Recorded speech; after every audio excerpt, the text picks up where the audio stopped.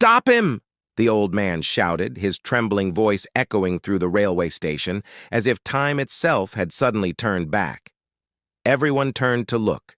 In the middle of the platform stood a young man holding an old wooden chest. But that chest, it brought a flicker of recognition to the old man's tear-filled eyes.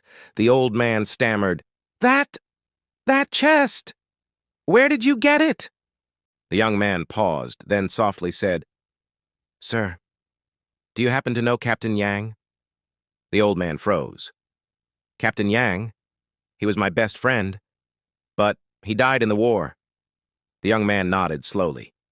"Yes, he was my grandfather. And this chest is his last promise, the one I came to fulfill." Tears welled up in the old man's eyes. "Son, sit down. Tell me everything." The young man opened the chest. Inside were an old letter, a silver coin, and a torn army photograph. He said quietly, "My grandfather told me, if I ever find General Hong Liu alive, I must deliver this to him."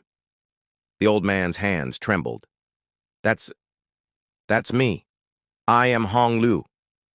The young man handed him the letter. The old man opened it with shaking fingers and began to read. "Hong, if you're reading this, it means I couldn't keep my word. You once saved my life, and I promised I'd return for your sister's wedding. But the war changed everything.